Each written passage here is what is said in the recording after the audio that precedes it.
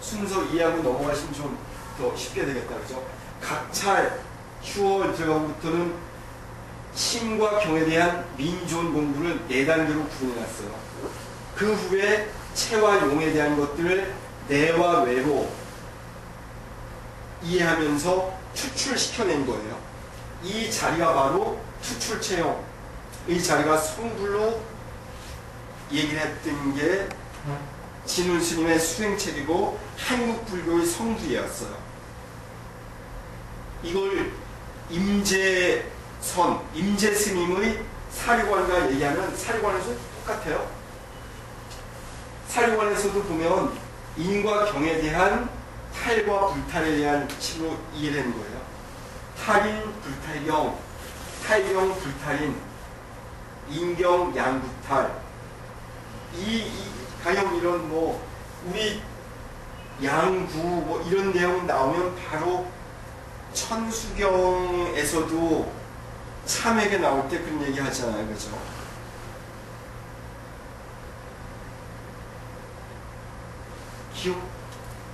참회계 들어갈 때 보면 저기 얘기하는 게 생각이 또 안 났어요. 저기 정선 우리 거자님 어떻게 나오지?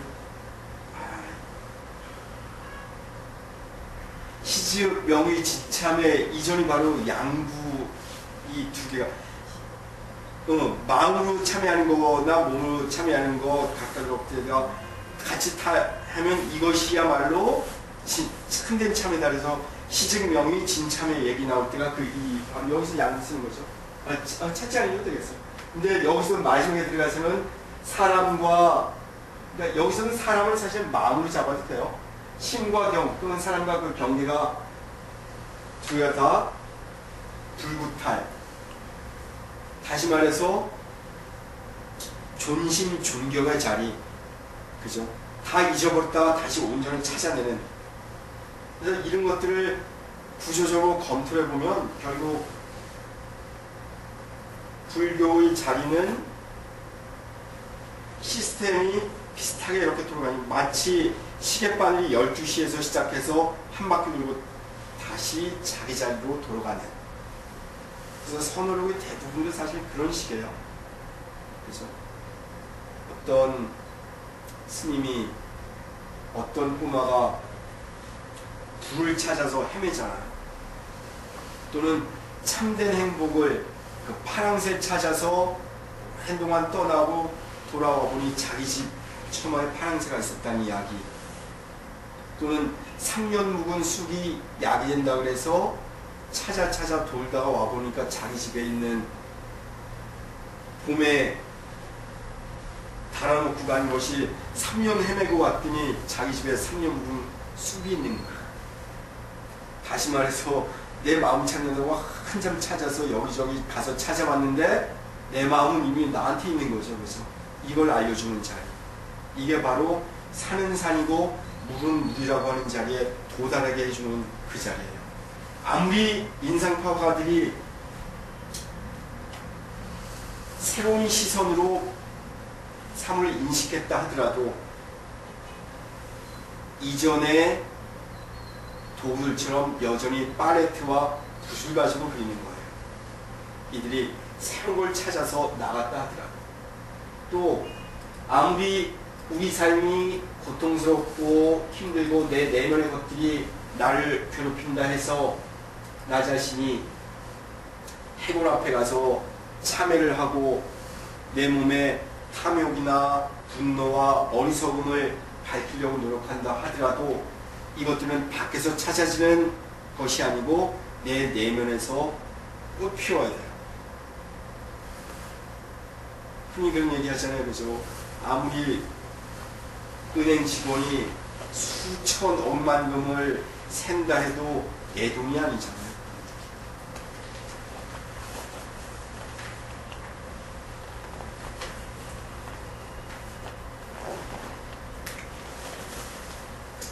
할 정도는 이렇게 구조적으로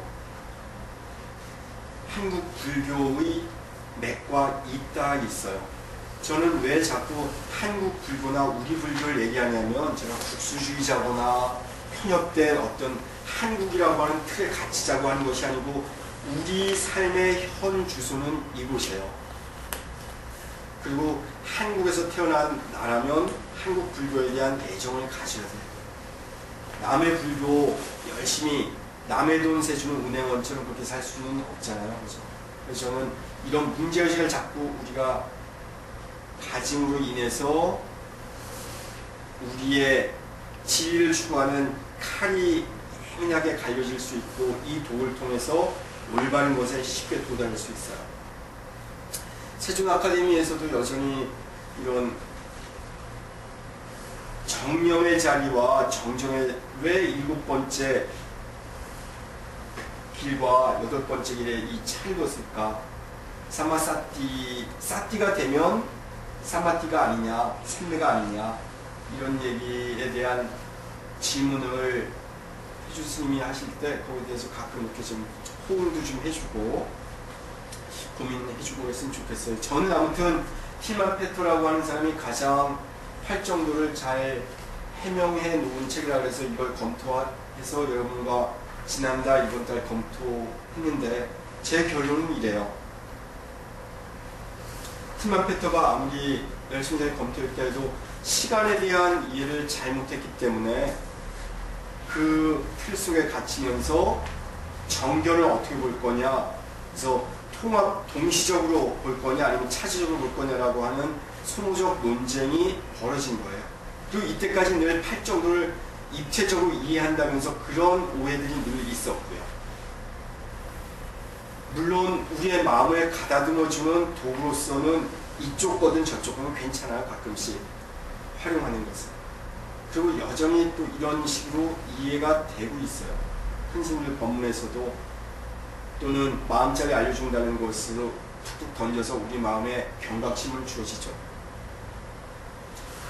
하지만 우리가 거기에 매몰되기보다 다른 전통에서 가령 인도라고 하는 철학 전체 속에서는 또는 요가라고 하는 것이 열풍이니까 요가 수트라 쪽에서는 어떻게 성불이라고는 어떻게 독존의 자리에 가고자 했는지 이것들이 불교식으로 우리가 이해할 때는 어떻게 이해할 수 있는지 그리고 우리 불교에서는 이런 맥들을 어떻게 잡아주고 있고 우리식 표현은 그리고 한국 불교에서 선수행을 으뜸으로 한다니까 그렇다면 선사들 가운데 임재라든지 조주라든지 이런 스님을 어떻게 이해했는지 이걸 한번 검토해 본 겁니다. 아무튼 신묘년 한 해가 이제 저물어가고 있어요. 제가 지난 봄에 신묘년에 대한 화두를 어떻게 풀어볼까요? 어떻게 이미지화 시켜볼까요? 얘기하면서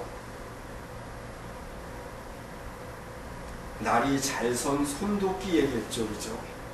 기억나시죠? 그래서 신묘년을 파상해 본다면 이해하기 쉽게 이해한다면 신금과 묘목으로 그래서 금과 목으로 이루어진 것인데 이것들은 큰 것이 아니고 작은 그래서 음금과 음목으로 이루어져서 나무 손에 잡을 만한 나무고 도구처럼 쓸 수 있는 쇠조각이다. 쉽게 얘기하자면 손도끼 정도인데 이 도끼로 어떤 것들을 잘 벼릴 수 있을지 잘 만들 수 있을지 말씀을 드렸었어요. 이제 불과 뭐 한 보름 남지 않은데 이 시간 아무쪼록 잘 보내시고 내년 또 밝고 환한 얼굴로 만날 수 있도록 하겠습니다. 다음 달까지 건강하시고 오늘 강의 이것으로 마칠게요. 애쓰셨습니다.